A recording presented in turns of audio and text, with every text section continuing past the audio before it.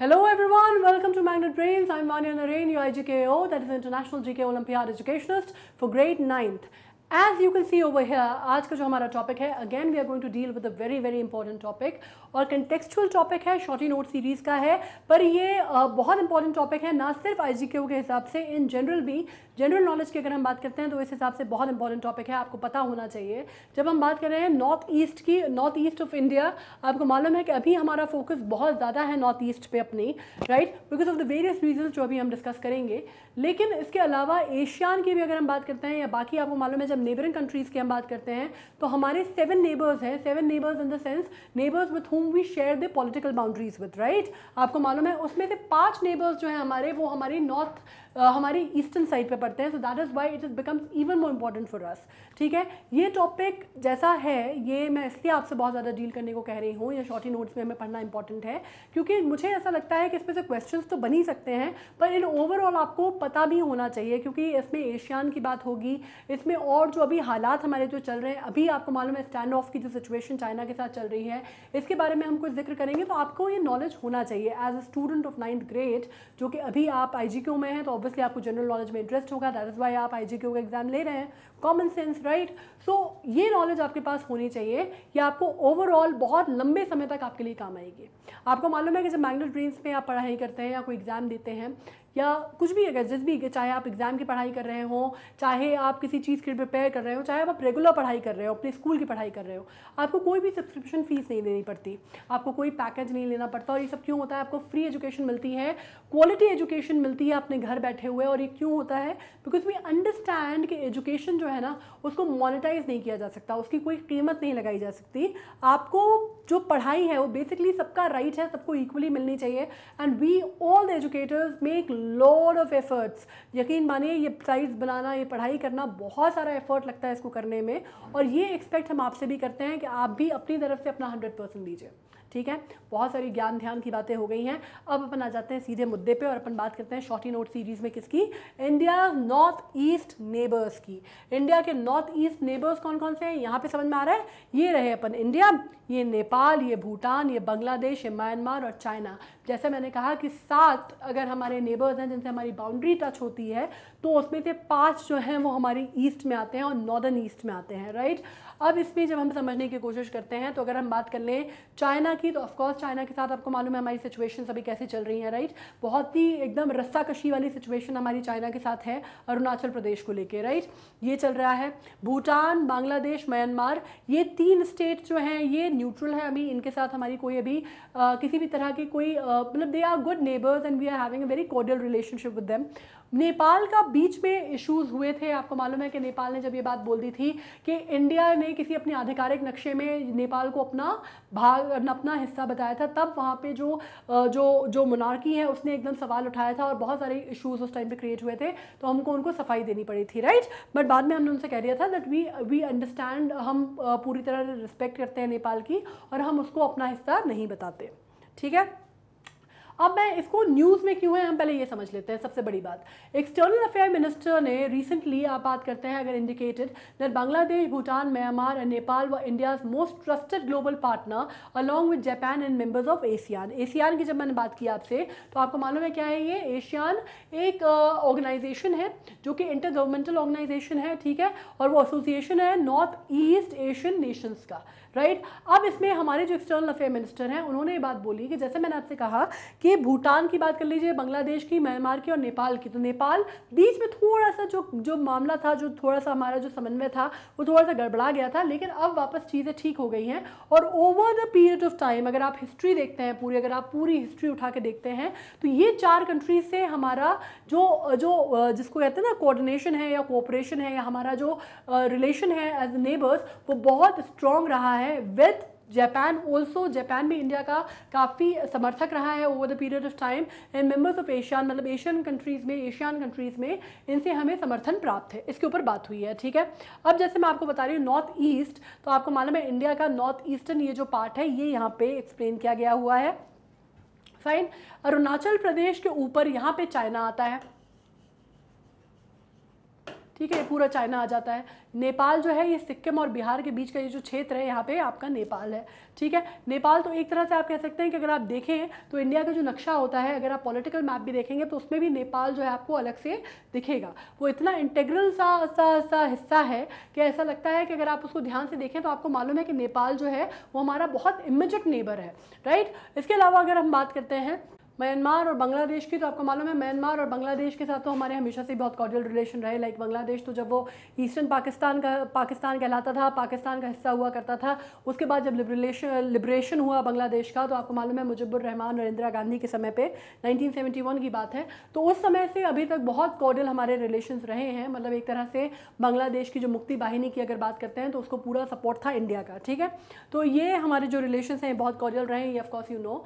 अब इनकी बात अगर हम कर लें कि नॉर्थ ईस्ट रीजन का इंडिया जो है इंटरनेशनल बाउंड्री कितनी शेयर करती है, 5812 किलोमीटर्स। ठीक है, 5812 किलोमीटर्स के हम बाउंड्री शेयर करते हैं China, Bangladesh, Nepal, Bhutan and Myanmar के साथ। इसमें से सबसे ज़्यादा प्रॉब्लमैटिक जो है हमारे लिए, सबसे ज़्यादा चिंता का जो विषय है हमारे लिए, वो है चाइना, ये आपको पता है।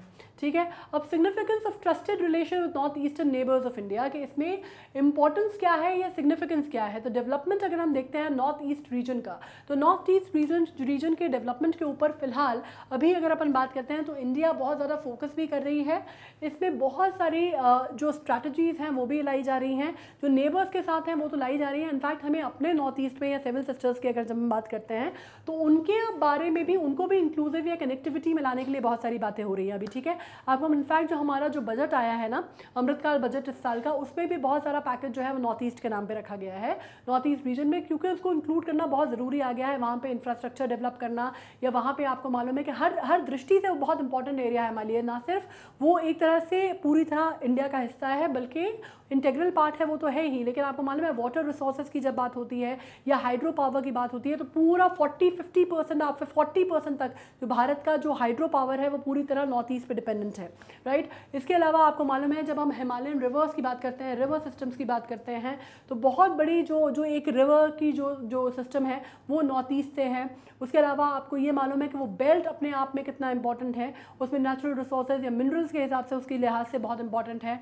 उसमें अपन बात कर लें कि बेटर ट्रेड जो है वो हमें कमेंस करना या इस्टेब्लिश करना इंपॉर्टेंट है, क्योंकि एक तरह से आप ये कह सकते हैं कि साउथ ईस्ट एशिया की जब हम बात करते हैं तो बिल्कुल it is at the mouth of the south East Asia, right. आपको पूरी दुनिया के लिए अगर आप बात करते हैं तो गेटवे, तो वो गेटवे का काम कर सकता है। तो हमारे लिए वो बहुत इंपॉर्टेंट होने के साथ साथ हमारे लिए बहुत वल्नरेबल भी है। अगर हम अपने नॉर्थ ईस्ट को सेफ नहीं करते हैं तो आपको मालूम है कि किस तरह की चीज़ें हुई हैं। लाइक 1965 की आपको लड़ाई मालूम है चाइना के साथ, इंडो-सीनो युद्ध जो हुआ था वो आपको मालूम है, किस तरह की चीज़ें उसमें आई थी। आपको मालूम है सियाचिन ग्लेशियर पे किस तरह की चीज़ें हुई थी। उसके अलावा आपको मालूम है कि किस तरह से जो कब्ज़ा है वो करने की कोशिश में है। अरुणाचल का कितना हिस्सा जो है चाइना जो है अपने उसमें दिखाता है, अपने मैप में as the part of China दिखाता है, वो पीपल्स रिपब्लिक ऑफ चाइना का हिस्सा दिखाता है। तो बहुत सारे अभी इश्यूज़ हो रहे हैं। आपको मालूम है डोकलाम का जो इशू हुआ है वो बहुत बड़ा है। तो बहुत सारी चीज़ें जो हैं अभी आपको मालूम है कि हम बड़े जिसको बोलते हैं ना बहुत ही क्रिटिकल एकदम बॉटल नेक सिचुएशन में है अभी चाइना के साथ। तो हमें बहुत ज़रूरी है कि हम बाकी जो हमारे नेबर्स हैं वो हमारे साइड पे रहें।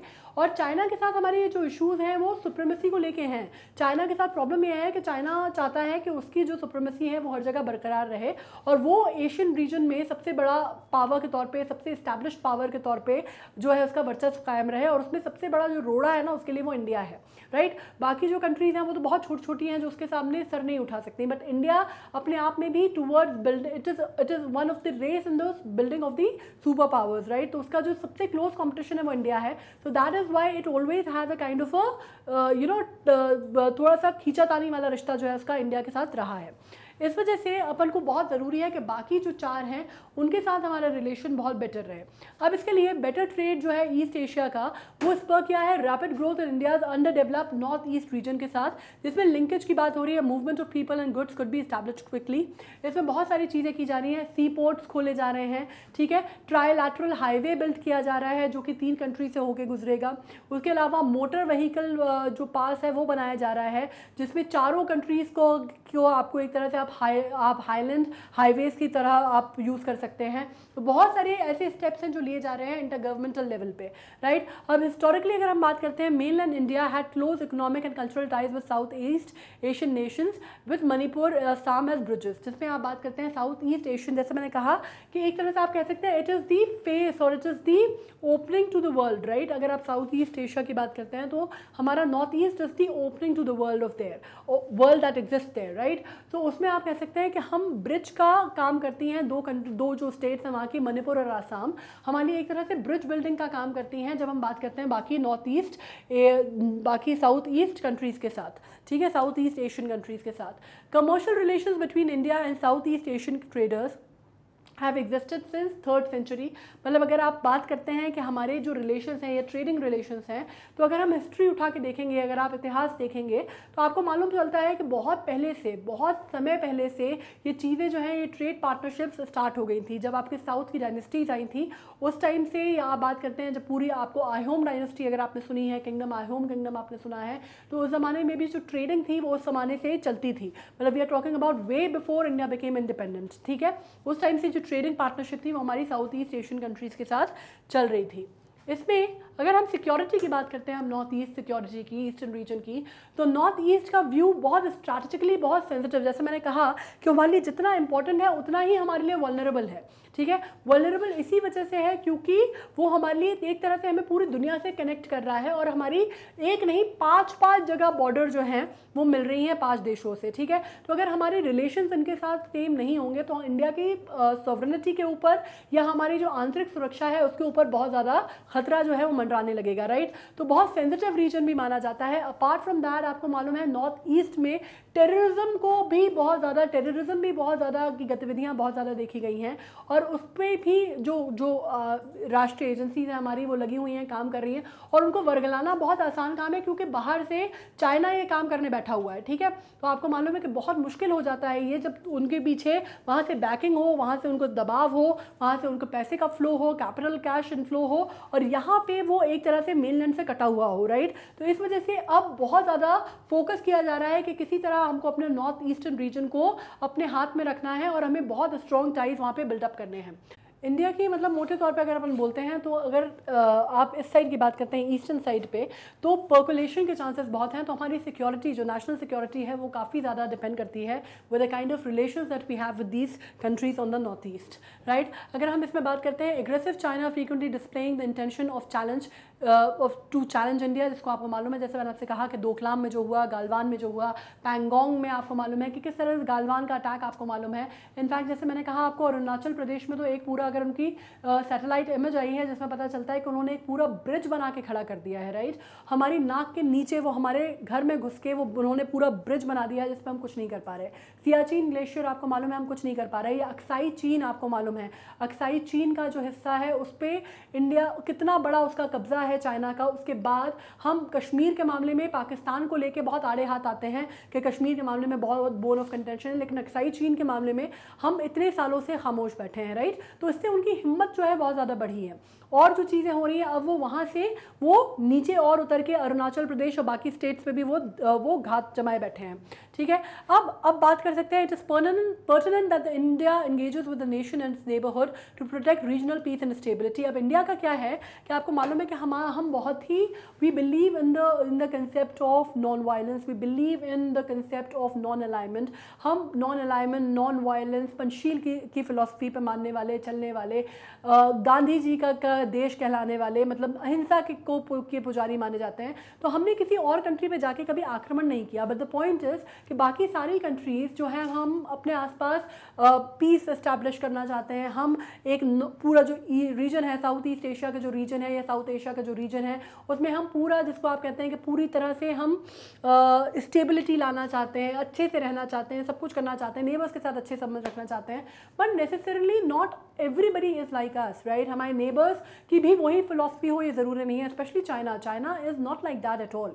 सो we have to be prepared for all the combat and we have to be prepared. अगर हम कॉम्बैट की सिचुएशन से अगर हम चाहते हैं कॉम्बैट की सिचुएशन ना आए या हमें उन्हें किसी भी तरह से बैकफुट पे रखना है तो we have to step up things and that is why, जैसे मैंने कहा कि स्टेप अप हो रही हैं, आर्मीज स्टेप अप हो रही हैं, या अगर आप बात करते हैं, अगर आप ये अग्निवीर या अग्निपथ जो स्कीम आई है उसके तहत भी इसी तरह से जो आपकी हायरिंग की बात हो रही है इंडियन फोर्सेज में, वो इसी तरह से बात हो रही है, right, that you need to have a stepped up army. And उसके लिए आपको करना पड़ेगा कि आपको बहुत अलग अलग पॉलिसीज़ लानी पड़ेंगी और आपको अलग तरह से सोचना पड़ेगा। जो अभी हम ट्रेडिशनली या कन्वेंशनल वे में सोचते हैं उस तरह से अकेले काम नहीं चलेगा। So this is one of the reasons that we are actually focusing so much on the North East. Geopolitically अगर हम देखते हैं तो greater encouragement with region provides India a strong diplomatic and economic foothold in the part of world where China's influence and presence are considerable. ये हमें एक तो अगर हम नॉर्थ ईस्ट को और बाकी कंट्रीज़ का हमारे साथ मसौदे होते हैं, जैसे हम कहते हैं मेमोरेंडम ऑफ एसोसिएशन होते हैं हमारे, जो कि अभी हम भूटान के साथ हमारी बात चल रही है, बांग्लादेश के साथ हमारी बात चल रही है, नेपाल के साथ चल रही है, तो इसमें क्या होगा, हमें एक स्ट्रॉन्ग फुटहोल्ड मिलेगा साउथ एशियन रीजन में, जो और जहाँ पे ऑलरेडी चाइना की प्रेजेंस है। इसी वजह से आपको मालूम है जब श्रीलंका में भी नेशनल इमरजेंसी वगैरह आई थी तब इंडिया ने आगे बढ़ के सपोर्ट किया था। पीपल को लाइक उसको बहुत क्रिटिसाइज भी किया गया कि भैया एक बार जब वो इंडियन पीस कीपिंग फोर्स भेजी थी राजीव गांधी के समय पे, वो काफ़ी नहीं पड़ी थी क्या कि अभी कोविड से अपन तो उभर नहीं पा रहे, निपट नहीं पा रहे हैं, जीडीपी डाउन है, आपको जो है सपोर्ट आपने श्रीलंका को भी आपको प्रेजेंट करना बहुत ज़रूरी हो गया है। लेकिन द पॉइंट इज़ कि वो ज़रूरी इस वजह से है कि अगर हम कंट्रीज़ को, अगर हम श्रीलंका को हम सपोर्ट नहीं करेंगे, प्रॉबली चाइना सपोर्ट करेगा, right, probably China will come in front end वो सपोर्ट करेगा। और अगर ऐसा हुआ तो श्रीलंका जो अभी हमारे साइड पे है, you know we consider it as a pro, वो हम अपनी साइड पे, तो एक नेबरिंग कंट्री जिसके साथ हमारा एक यू नो हम पाल्क ऑफ स्ट्रेट से जुड़े हुए हैं या मन्नार से जुड़े हुए हैं, गल्फ ऑफ मन्नार, वो उस पर कब्जा जो है, या एक तरह से आप कह सकते हैं वो इन्फ्लुएंस में आ जाएगा पाकिस्तान से, और हमारा IOR का जो रीजन है, जिसको इंडियन ओशन रीजन जो है, वो भी वल्नरेबल हो जाएगा विथ नॉर्थ ईस्ट। ठीक है, तो ये बहुत लंबी स्ट्रैटेजीज होती हैं, ये रात दो रात के डिसीजन नहीं होते कि लोग ये डिसीजन लेते हैं कि आपको कहाँ जाना है और क्या करना है। ये बहुत लंबी स्ट्रैटेजी होती है, फॉरेन पॉलिसीज़ देखी जाती हैं, फॉरेन टाइज देखे जाते हैं, एक्सटर्नल अफेयर मिनिस्ट्री पूरा जिसको आप बोलते हैं पूरा मैकेनिज्म वर्क करता है कोई चीज़ होने से पहले, राइट। तो बैठ के क्रिटिसाइज़ करना बहुत आसान होता है अपने ड्राइंग रूम में कि इंडिया ने ऐसा क्यों किया और क्या करने की ज़रूरत थी और ऐसा क्या करना था और हमारी तो खुद की अपने हालात नहीं है। बट आपको चीज़ करनी पड़ेगी, ना सिर्फ आपका IOR उसकी वजह से वो होता इफेक्ट होता इंडियन ओशन रीजन, आपके जो पूरे साउथ इंडियन स्टेट्स हैं, खासकर तमिलनाडु या अगर आप बाकी केरला, वो आपके और वल्नरेबल हो जाते, आपका इन्फिल्ट्रेशन बहुत ज़्यादा बढ़ जाता। अगर ऑब्वियसली अगर लोग वहाँ से पलायन करके आएंगे तो कहाँ जाएंगे, पलायन करके आएंगे तो कहीं और ही जाएंगे। जैसे अभी आपको मालूम है यूक्रेन के मामले में ये UN एजेंसीज़ ने इसको पुष्टि की है कि 9 मिलियन लोगों ने पलायन किया है यूक्रेन से जब ये रशिया यूक्रेन वॉर चल रही थी। एंड सिमिलरली जो आपको मालूम है तमिल, जब ये लिट्टे का जब के साथ जो वॉर था, जब सिविल अनरेस्ट चल रहा था, आपके कहाँ पे सिविल वॉर चल रही थी श्रीलंका में, तब कितने लोग जो इन्फिल्ट्रेट करके आए थे इंडिया में। सिमिलर सिचुएशन हमारे साथ थी 1971 में जब बांग्लादेश में सिचुएशन हुई थी, जब ईस्ट पाकिस्तान था वो और उसके ऊपर बहुत ज़्यादा, जब वेस्ट पाकिस्तान जो कि आज की डेट में पाकिस्तान है उसने बहुत ज़्यादा अत्याचार चल रहे थे और बहुत ज़्यादा चीज़ें थी और वायलेंस बहुत ज़्यादा बढ़ गया था, तो वहाँ से रिफ्यूजी समस्या जो है वो आज तक भी इंडिया निपट रहा है उससे, right. So we have to understand that when some action is taken उसके पीछे बहुत सारी स्टडी और बहुत सारी चीज़ें होती हैं। तो अभी जब हम नॉर्थ ईस्ट की बात कर रहे हैं तो वही चीज़ है कि हमें अपने, अगर हम बात करते हैं साउथ एशिया में, तो अगर हमें अपनी डिप्लोमेसी या हमें अपना वर्चस्व बनाए रखना है या हमें अपना डोमिनेंस बनाए रखना है और हमें मार्जिनलाइज करना है रोल ऑफ चाइना, तो हमें बाकी स्टेट्स के साथ हमें अपने नॉर्थ ईस्ट को तो इंक्लूड करना ही है, हमें नॉर्थ ईस्टर्न नेबर्स पे बहुत ज़्यादा ध्यान देने की ज़रूरत है। ठीक है, अब बात हो रही है to connect with South East Asia, India regard Myanmar as a gateway to link up to the rest of South East Asia. आपको मालूम है स्पेशली अगर इंडिया की बात करते हैं आप, तो भूटान, बांग्लादेश वगैरह तो ठीक है, म्यांमार को हम बहुत ज़्यादा कंसिडर करते हैं साउथ ईस्ट एशिया का गेटवे।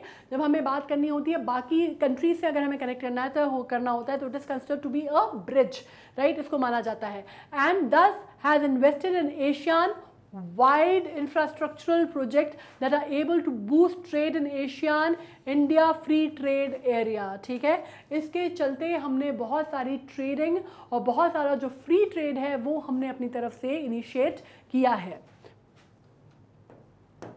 अब integration with regional and global supply chains, region has emerged as a key player in global supply chains over the past few decades, with countries like Bangladesh, Vietnam, Thailand, Malaysia becoming a major manufacturing hub. The region now is a key production zone for cars, computers, electronic, garments, among the other products. तो आपको मालूम है कि कुछ अगर अपन decades की अगर study करें तो अपन ने ये चीज़ देखी है, सामने आई है ये चीज़ कि पिछले 1 या 2 दशक में अगर आप देखते हैं 2000 के बाद, तो ये साउथ ईस्ट एशियन कंट्रीज़ जो हैं ये एक तरह से उभरी हैं और बहुत बड़ा हब के तौर पे उभरी हैं और मैन्युफैक्चरिंग यूनिट्स, ठीक है। पहले आपको मालूम है ज़्यादातर यूरोप या यूएस पे लोग निर्भर करते थे, now things have taken a turn, right. अब आप ये कह सकते हैं कि ग्लोबल सप्लाई चेन को एक की प्लेयर के तौर पे उभरा है, जिसमें कौन सी कंट्रीज आप में, इसमें बांग्लादेश भी आता है, वियतनाम, थाईलैंड, मलेशिया आता है, जो कि बहुत मेजर मैन्युफैक्चरिंग हब्स हैं। अगर आपको मालूम है कार के, कंप्यूटर्स के उसमें, या इंडोनेशियन के उसमें, या कोरिया की भी अगर बात करते हैं आप, तो बहुत सारी ऐसी कंट्रीज हैं जो उसमें उभर के सामने आई हैं, ठीक है। जापान, तो of course you know that Japan is a master player when we comes to electronics, right. North east region के बारे में आपको मालूम है क्या है नॉर्थ ईस्ट रीजन? जैसे मैंने कहा 7 सिस्टर्स कौन कौन सी हैं हमारी 7 सिस्टर्स? आपको मालूम है असम, मेघालय, त्रिपुरा, मिजोरम, मणिपुर, नागालैंड, अरुणाचल प्रदेश एंड सिक्किम, राइट। ये आती हैं और इनकी सिग्निफिकेंस क्या है, जैसे कि मैंने आपको कहा, ये सब हम डिस्कस कर ही रहे हैं, पढ़ लेते हैं। जियो स्ट्रैटेजिक लोकेशन, इनकी डेमोग्राफिक और जियो स्ट्रैटेजिक लोकेशन, डेमोग्राफी भी बहुत इंपॉर्टेंट है और जोग्राफिकली जो लोकेशन भी बहुत इंपॉर्टेंट है इसकी। इनकी बाउंड्री जो है ये शेयर करते हैं, जैसे मैंने कहा कि 5 कंट्रीज़ के साथ। किसके साथ? Countries such as Bangladesh, Bhutan, China, Myanmar and Nepal. That makes it conducive to international trade, जो उसको ज़्यादा कंड्यूसिव बनाता है इंटरनेशनल ट्रेड के लिए, साथ ही साथ इसको वल्नरेबल भी बनाता है, वल्नरेबल स्पॉट भी बनाता है इंडिया के लिए, कि आपको मालूम है कि यहाँ पे अगर चीज़ें ठीक नहीं रही तो बंधु बहुत आगे चल के दिक्कत हो सकती है। नेचुरल रिसोर्सेज, जैसे मैंने आपसे कहा कि नेचुरल रिसोर्सेज के मामले में देखा जाए तो बहुत ज़्यादा नेचुरल रिसोर्सेज यहाँ पे पाई जाती हैं। रीजन जो है इमेंस नेचुरल रिसोर्सेज यहाँ पाई जाती हैं। 34% जो है कंट्री के वाटर रिसोर्सेज, क्योंकि मैंने आपसे कहा कि मेजर हिमालयन वाटर सिस्टम की अगर आप बात करते हैं, रिवर सिस्टम की, तो यहाँ से आपको मिलेंगी। इसके अलावा 40% इंडिया का जो हाइड्रो पावर पोटेंशियल है वो यहाँ से मिलेगा, ये मैं आपको ऑलरेडी बता चुकी हूँ, ठीक है। 40% हाइड्रो पावर आपको यहाँ से मिलता है। एक्सेस टू मार्केट अगर हम बात करते हैं तो ऐसी जगह पर है, इतनी स्ट्रैटेजिक लोकेशन पर है वो बेस्ड, कि जहाँ पर अगर आपको मालूम है कि डोमेस्टिक मार्केट जो है अपनी जगह पर वो तो ठीक ही है, कि डोमेस्टिक मार्केट जो है उसका किस तरह से आप वो हेल्प करता है, या किस तरह से चीज़ें आती हैं, mineral resources and stuff like that, वो सब कुछ अपनी जगह पर है। लेकिन आप अगर बात करते हैं कि वो वर्ल्ड मार्केट के लिए, तो वर्ल्ड ट्रेडिंग के लिए, वर्ल्ड मार्केट के लिए भी एक तरह से आपको पूरा एक्सपोज करता है वो बाकी दुनिया से, या बाकी all the world that exist on the eastern side, right. हमारी ईस्टर्न साइड पे जो दुनिया है उसे हमें खोलता है एक तरह से साउथ ईस्ट एशियन मार्केट का, आप इसको कह सकते हैं द ओपनिंग पॉइंट, ठीक है। Central pillar of India's neighbourhood first and act east policy, India का neighbourhood first and act east policy का सेंट्रल हब माना जाता है ये। Of course you know that, and why it is so ये भी आप जानते हैं। मेजर इश्यूज एंड कंसर्न्स क्या है, हम ये बात कर लेते हैं। पहली बात तो ये है कि सिक्योरिटी कंसर्न्स हैं। Countries surrounding India have been active in exploiting the volatile situation presented by the turmoil in the North East. ये आपको मालूम है चाइना की बात हो रही है, right. Through political backing, economic assistance, logistic support, military training और arm supply, these countries have varyingly contributed to the ongoing violence in the region. आपको मालूम है कि वायलेंस कितना ज़्यादा नॉर्थ ईस्ट में रहा है, आपको असम का मालूम है, आपको मालूम है किस तरह की त्रिपुरा में कुछ घटनाएं हुई हैं। और ये जो बैकिंग होती है ना, ये जो वायलेंस की जो बैकिंग है, ये हवा में नहीं होती, ठीक है। कहीं ना कहीं बहुत पैसा चाहिए होता है इस चीज़ों के लिए। ऐसा नहीं है कि कोई एक छोटी मोटी कोई ऑर्गेनाइजेशन है और वो उसको अंजाम देता है। इसके पीछे पूरी की पूरी बैकिंग होती है। आपको पॉलिटिकल बैकिंग होती है और आपको फाइनेंसेस होते हैं, आपको मनी सैंक्शंस होते हैं, राइट। और ये मनी सैंक्शंस जो हैं ये आपके दुश्मन देश जो है वो करते हैं, ताकि इंडिया में अनरेस्ट की सिचुएशन जो है वो पैदा हो सके और नॉर्थ ईस्ट अलग थलग हो जाए पूरी तरह इंडिया से। ये उनका बेसिक मुद्दा या बेसिक उनका आइडिया है, right. This is what they want to do. इसमें अगर हम बात करते हैं lack of enough resources, poor border infrastructure and boundary dispute with China leading to 1962 war compel the Indian government to become more inward looking and turn even the northeast borders into frontiers rather than bridges and trade corridors. अब हुआ ये है कि वहाँ पे आपको ये मानना पड़ेगा, ये चीज़ें तो वहाँ पे रही हैं और सिचुएशन भी वहाँ पे ऐसी रही है कि वहाँ पे बहुत ज़्यादा इंफ्रास्ट्रक्चरल डेवलपमेंट जैसे कि बाकी पूरी कंट्री में है उतना ज़्यादा एडवांसमेंट वहाँ पे नहीं पहुँच पाया है, ठीक है।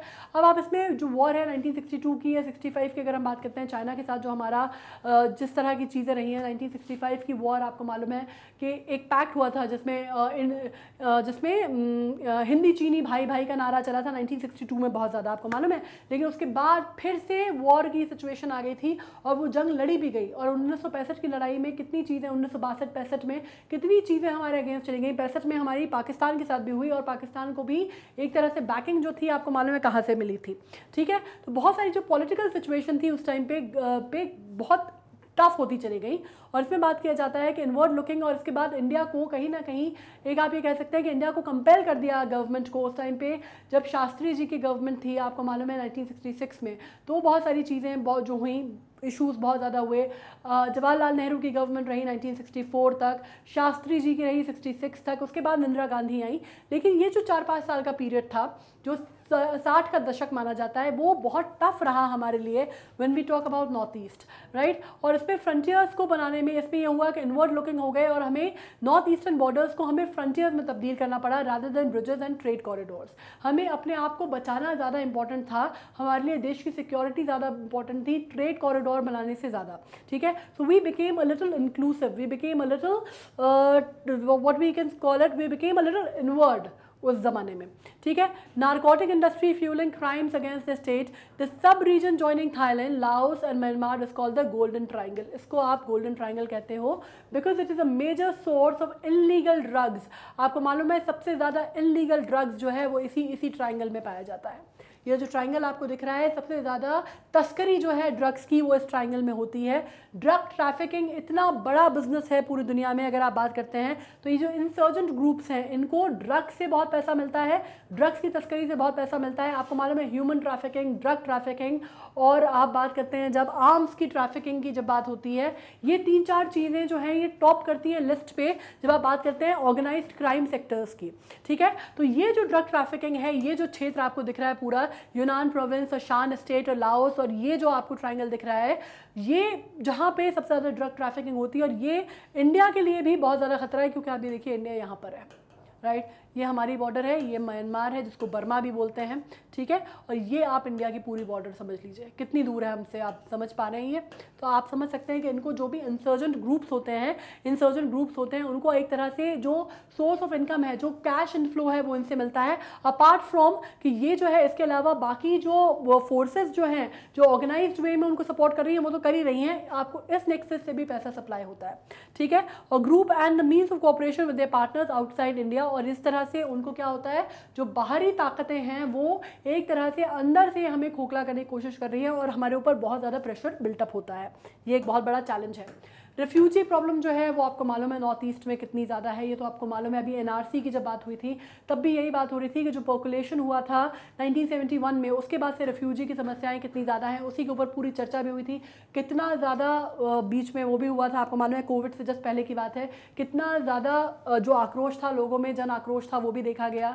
एनआरसी को लेके जगह जगह पे धरने दिए गए, अगेंस्ट में गवर्नमेंट के बहुत ज़्यादा नारेबाजी हुई, बहुत सारे एक्शंस लिए गए, बहुत कुछ हुआ, ये आपको मालूम है, राइट। जिसमें हुआ था हम कागज़ नहीं दिखाएंगे, है ना, हम कागज़ नहीं दिखाएंगे वाली बात हुई। तो नॉर्थ ईस्ट इंडियन रीजन को आप अगर कंसिडर करते हैं to be haven for the settlement of both Indian nationals and foreigners, lower level of population density compare to the national level, open international border with Bangladesh, physical and cultural alikeness with certain migrants are the region for which north east region is always considered the safest zone for taking shelters. और इस कारण ये इसको बड़ा safe zone माना जाता है, इस वजह से बाहर के जो लोग हैं वो रेफ्यूजी के तौर पे यहाँ पे आ जाते हैं। तो आसाम, बंगाल और नॉर्थ ईस्टर्न एरिया में लोग जो हैं वो हर जगह से आके बस जाते हैं और ये हमारे लिए बहुत बड़ी समस्या का भी कारण कई बार बन जाता है। Long delay in completion of connectivity projects. अब फॉर इंस्टेंस ट्राइलैटरल इंडिया, जैसे मैंने कहा कि बहुत सारे प्रोजेक्ट्स हैं which are under way, right. बहुत सारे मॉडल प्रोजेक्ट्स भी हो रहे हैं और ट्राइलैटरल हाईवे कंस्ट्रक्शन की भी बात हो रही है, सी पोर्ट की भी बात हो रही है. लेकिन ये प्रोजेक्ट जो है ये पास तो हो गए हैं, पारित तो हो गए हैं, बातचीत तय हो गई है, सब कुछ हो गई है, लेकिन इनको बनने में काफ़ी डिले हो रहा है, काफ़ी समय जो है वो जा रहा है. हम जैसे अपन बात कर लेते हैं IMT प्रोजेक्ट की, ठीक है. IMT प्रोजेक्ट जिसको बोला जाता है इंडिया, म्यांमार और थाईलैंड का प्रोजेक्ट माना जाता है ये. इसमें प्रॉब्लम ये हो रही है कि ये बहुत, इसका जो एक्सपेक्टेशन था, जो इसकी डेडलाइन रखी गई थी वो 2016 थी, ठीक है. बट आज तक भी ये यूसेज में नहीं आया है, आज तक भी पूरा बन के तैयार नहीं हुआ है.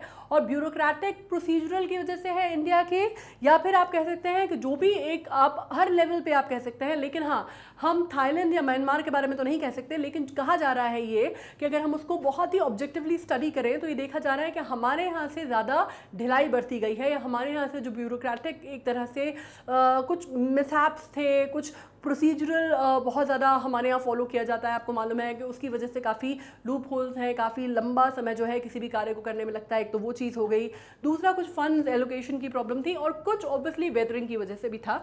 And the conditions of course 2016 तक इसको पूरा हो जाना चाहिए था, लेकिन ये आज तक भी बिल्कुल जिसको आप कहते हैं रनिंग पोजिशन में या रनिंग उसमें ऑर्डर में नहीं है. Alright, so this is one of the reasons. इसके अलावा जैसे मैंने आपसे कहा था सी पोर्ट वगैरह वाले जो प्रोजेक्ट हैं उसमें भी इसी तरह की समस्या आ रही है कि हर चीज़ जो है वो बहुत ही प्रोजेक्ट्स बहुत अच्छे हैं, उनको लाइनअप बहुत अच्छा किया गया है, ऑन पेपर्स वो बहुत सही दिखते हैं, लेकिन वो जब आप बात करते हैं इम्प्लीमेंटेशन लेवल पे तो आके थोड़ा सा हाल जो है वो डगमगा सा जाता है. अब India's economic underperformance, although many East Asian countries wanting India to balance China's enhanced power, however, India's economic slowdown and inward orientation expressed through the decision to stay out of the regional comprehensive economic partnership agreement disappointing regional business. अब क्या था, काफ़ी सारे ऐसे regional players थे, काफ़ी सारे, अगर हम बात करते हैं साउथ एशिया की या साउथ ईस्ट एशिया की, तो काफ़ी सारे ऐसी कंट्रीज थी जो हमें बैक कर रही थी against China in the sense that they wanted कि इंडिया जो है एज अ कॉम्पिटिटर या एज अ हेल्दी कॉम्पिटिटर या as a centre for the power house type का स्टैंड करे चाइना के अगेंस्ट, ठीक है. लेकिन क्योंकि हमारे खुद के अपने इतने इश्यूज़ हैं, हमारे खुद के इंटरनल डोमेस्टिक इतने मैटर्स हैं, आपको मालूम है इंडिया में अपनी आप इकोनॉमी के वजह से स्लो डाउन, आप कह लीजिए कि GDP आपको मालूम है किस तरह से फॉल कर रहा है, या आपको मालूम है इंटरनल कॉन्फ्लिक्ट कितने ज़्यादा है हमारे यहाँ, ये धर्म कर्म हर चीज़ के सोशल मैटर्स हमारे यहाँ इतने ज़्यादा हैं, इतने प्रेसिंग इशूज़ हैं हमारे यहाँ कि हम समहाउ इतना इतना स्टेप अप नहीं कर पा रहे हैं, या उतना उतना जितना हम कर सकते हैं अपनी कैपेसिटी के हिसाब से, we are not putting ourself all out there, ठीक है. तो इसकी वजह से काफ़ी सारे जो रीजनल पार्टनरशिप्स हैं या काफ़ी सारे जो रीजनल बिजनेसेस हैं वो हमसे कुछ खफा भी हैं, कुछ नाराज़ भी हैं, क्योंकि हम अपना जो डिसीजन है हमारा that we want to just stay out of it. आपको मालूम है RCEP से अगर आप बात करते हैं, रीजनल कॉम्प्रहेंसिव इकोनॉमिक पार्टनरशिप से, we are kind of backing out, we are kind of keeping ourselves aloof और आउट ऑफ इट. अब आपको मालूम है इंडिया को कहा ज़रूर जाता है, ये बोला जाता है that India in itself is a kind of a continent. Of course it is not a continent technically, geographically it is not a continent, पर ये कहा जाता है कि एशिया का हिस्सा ज़रूर है, but it is not really Asian in the sense of word. मतलब इंडिया अपने आप में बहुत डिफरेंट है. ये साउथ एशिया की अगर हम बात करते हैं, इवन जिसमें पाकिस्तान भी आ जाता है, बांग्लादेश आ जाता है, दो दैट इज़ कम्प्लीटली एलिनेटेड. अगर आप टिपिकल एशियन कंट्रीज़ देखते हैं तो उसमें से इंडिया या इन कंट्रीज़ का जो आप देखते हैं, इनका खाना पीना, रहन सहन, एवरीथिंग, इनकी economy, everything is completely a little different from the rest of the countries of the region, right. और इसकी वजह से हमारे साथ काफ़ी आप कह सकते हैं कि एक तरह की नाराज़गी भी बीच में काफ़ी हो गई थी. But of course now it is still better because everybody is recovering from Covid, so the things are changed. But initially जब हमने RCEP से थोड़ा सा अपने आप को पीछे लिया था तब दिक्कतें हो गई थी. Now limited capacity to provide development assistance, market access and security granted and guarantees remain limited.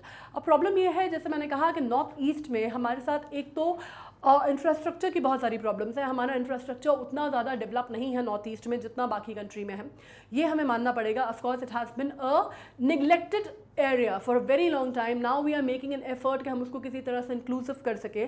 Not to से कि पहले की गवर्नमेंट्स ने ये काम नहीं किया या पहले से ये नहीं हो रहा था, but because of the geographical location also it is a little tough terrain to get involve, right. उसको इन्वॉल्व करना या उसको पूरी तरह से इंक्लूड करना थोड़ा सा टफ हो जाता है, बिकॉज उसके मौसम, एक तो in that part of the world, जैसे इन पार्ट ऑफ इंडिया, जैसे कि सैम मानेकशॉ ने कहा था जब 1971 की वॉर थी और उन्होंने ये बात कही थी और उन्होंने कहा था that we have to step up the army and everything and the army had to take control, because इतना ज़्यादा रेफ्यूजी प्रॉब्लम होने लगा था आसाम में और बंगाल में, एवरीवेयर, नॉर्थ ईस्ट, मणिपुर वगैरह में। तो Sam Manekshaw, when Indira Gandhi called him up कि आप कुछ कीजिए, you know the army has to do something about it, because सब जो है उनको फ़ोन कर रहे थे, जितने भी जो हेड ऑफ द स्टेट्स थे, like head of the states, like different states of India, north eastern, Bengal, Assam, Manipur, everybody was making a call to her and she said कि आर्मी को स्टेप अप होना पड़ेगा, आपको कुछ करना पड़ेगा। And he said, you know, it is not army's matter, ये army का मैटर नहीं है, ये इंटरनल आपका है, ये तो पॉलिटिकल मैटर है, आप हैंडल कीजिए। And she said, no, I want the army to take some action।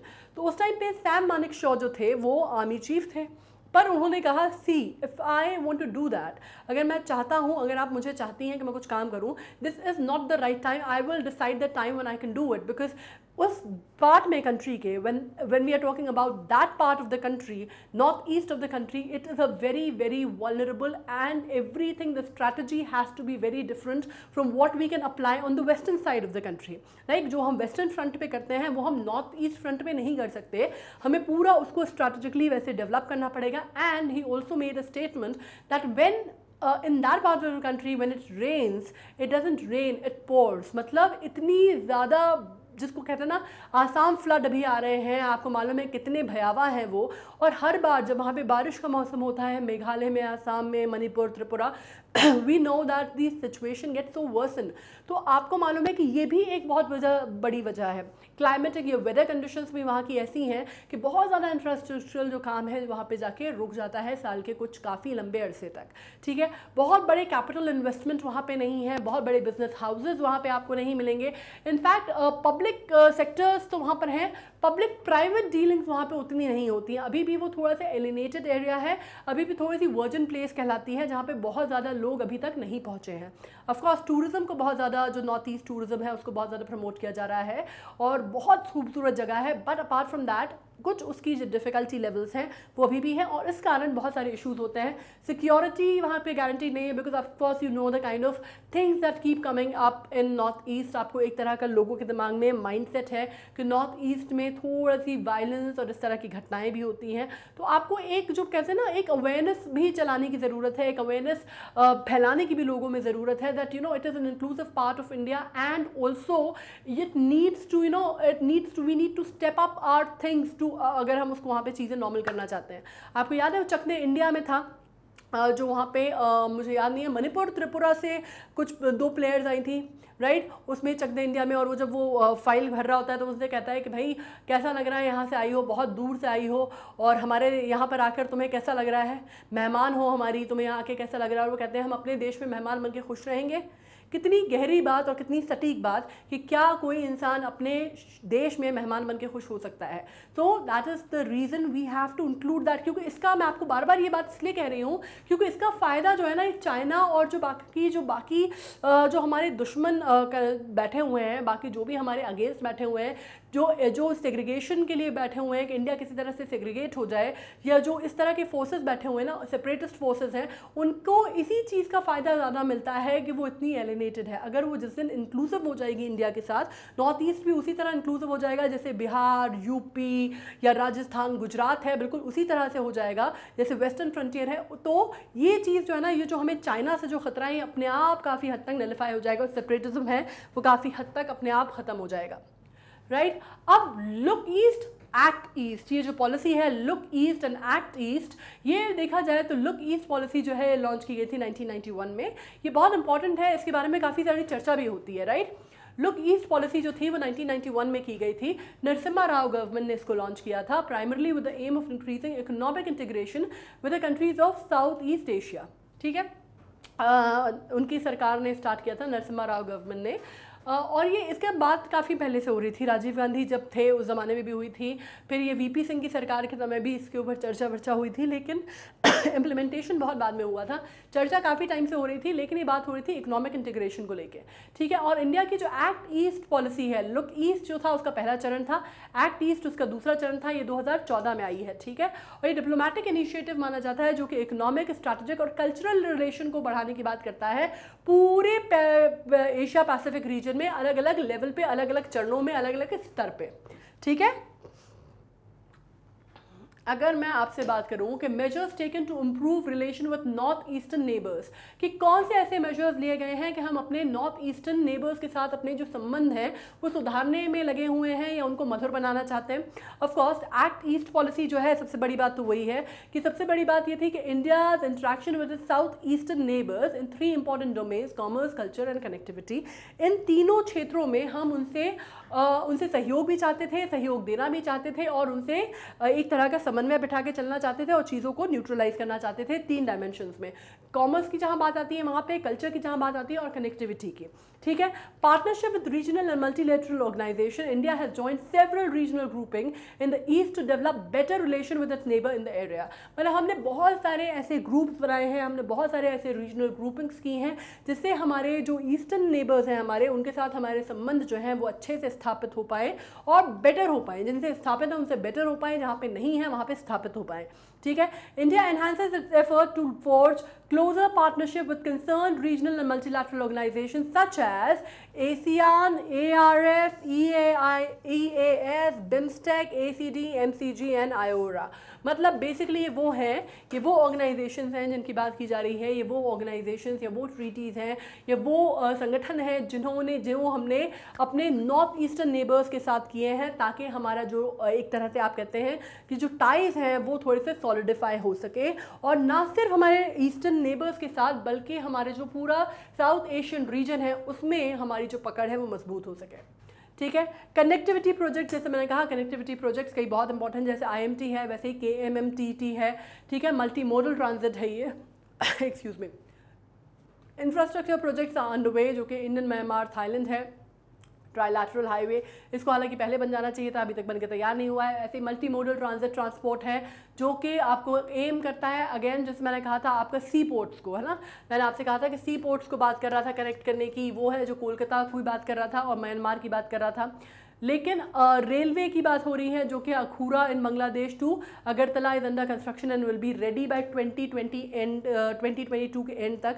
हालांकि ये जो है ये इंपॉर्टेंट है थोड़े, आप इनको ध्यान रखिएगा, ये इंपॉर्टेंट क्वेश्चन हो सकते हैं कि कौन सी कि हमारी जो टाइज है वो किस तरह की हैं और किस कंट्री के साथ हम आगे बढ़ने की कोशिश कर रहे हैं ऑन विच लेवल्स। लाइक आपको मालूम है कि जो ट्राइलैटरल हाईवे है वो इंडियन, म्यांमार, थाईलैंड के बीच में है। KMMTT जो है मल्टी मोडल ट्रांजिट ट्रांसपोर्ट जो है वो किसके बीच में है, कोलकाता के और म्यांमार के बीच में है, और ये सी पोर्ट है। इसके अलावा जब आप रेलवे की बात करते हैं तो अखूरा बांग्लादेश से लेकर अगरतला तक है, ठीक है। ये कंस्ट्रक्शन में है, ये इसको अभी आप कह रहे हैं कि शायद उम्मीद है कि ऐसी 2022 के अंत तक ये बन जाएगा। आगे का रास्ता क्या हो सकता है? ऑफ कोर्स आगे का रास्ता क्या हो सकता है, हमने इतनी सारी बातें की, इतनी सारी समस्याएं हमने समझ ली, अब हमें आगे का रास्ता भी देखना होगा, राइट। प्रॉब्लम्स हमने डिस्कस कर ली, we need to look for the solution now, और we need to look for the way out. हमें कोई ना कोई वे फॉरवर्ड तो देखना पड़ेगा ना। तो हमें सबसे पहले तो अपनी क्या करनी है, आपको मालूम है कि आपको इंक्लूसिव बनाना है और आपको अपनी कनेक्टिविटी जो है वो इंप्रूव करनी है। Connectivity is an important area which will be undergird the economic thrust. India needs to complete the Kaladan multi modal. सबसे पहली बात तो ये जो KMPT प्रोजेक्ट अपना चल रहा है ना, इसको कंप्लीट करने की ज़रूरत है। सबसे पहले फॉर द फर्स्ट, सबसे पहले ये काम कर लो कि भैया अपने जो प्रोजेक्ट्स हैं जो कि अभी अटके हुए हैं, है ना, इसमें से IMT की बात कर रहे हैं हम, या सी पोर्ट की बात कर रहे हैं, या मॉडल ट्रांसपोर्ट की बात कर रहे हैं, ये जो प्रोजेक्ट्स बचे हुए हैं इनको पहले कंप्लीट कर लो, फिनिश कर लो, ठीक है। तो इससे एक ट्रस्ट डेवलप होगा, क्योंकि वहाँ से कहा जा रहा है उनका ये कहना है कि भाई हम तो अपनी तरह का पूरा काम कर चुके हैं, जो भी दिक्कतें हो रही हैं, जो भी प्रॉब्लम्स आ रही हैं, जो भी डिले हो रहा है वो इंडियन ब्यूरोक्रेसी की वजह से हो रहा है या इंडिया की वजह से हो रहा है, राइट। तो अब कम से कम अगर हमने इन प्रोजेक्ट्स को टाइमली अब कम से कम अच्छे से कंप्लीट नहीं किया तो आगे हमारे साथ कोई भी कंप्लीट करने से पहले या कोई भी टाई करने से पहले वो कहेंगे कि यार ये तो करना बेकार है।